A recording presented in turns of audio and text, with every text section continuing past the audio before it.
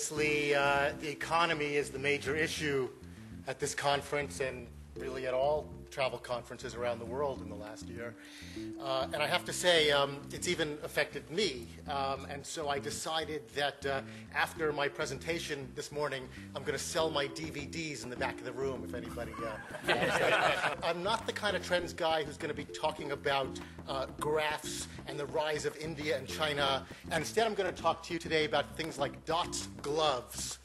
And Dots gloves is it came out last year, and what it is, it's a glove that you wear to keep your hands warm.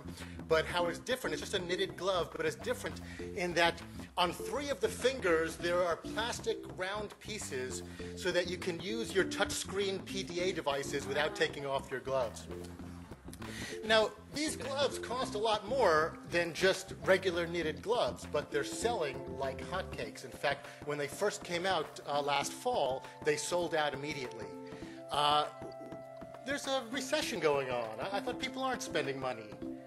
But they are spending money, more money than usual, on things that speak to them, that speak to certain values. A huge international team of cool hunters, which now number about 8,000. And these are people who every day send us in information that they see on anything that's cool, interesting, different in the world, not particularly in travel. It could be anything that they see. And what we do back in the home office is we connect the dots. And when we start to see a lot of the same kind of thing rising in one part of the world or one demographic or one psychographic, we sort of recognize these things as examples of trends that are emerging somewhere in the world.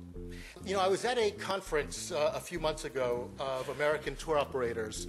And like most conferences in the travel industry, people were bemoaning, oh, business is down 10%, it's down 20%, it's down 30%. But there was a very small minority of tour operators who said, we don't get it. Our business is doing quite well, even up.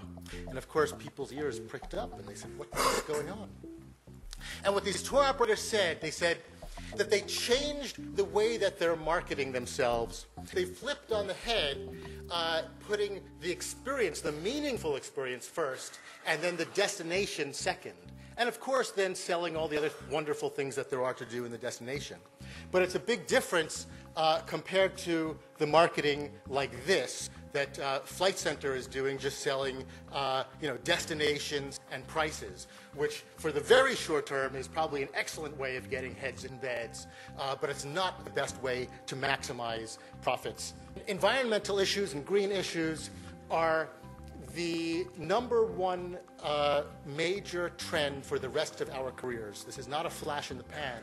And I think a really good example of that is that, a lot of experts were saying when the whole economic crisis hit that green issues would be pushed off to the side. And as we all know, that's not the case at all. In fact, green issues have become even more to the forefront. And we believe that's because when people are husbanding their money and they're spending, less freely and they're looking about what's really important, one of the things that's really important to them is the world around them.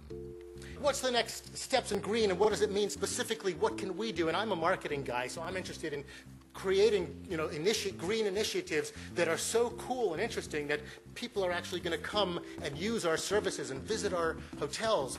Well, planting the roof, that was the first level. The second thing that hotels started to do, some hotels, is to plant the roof with edible things, with fruits and vegetables that they can then sell and use down in the restaurants below.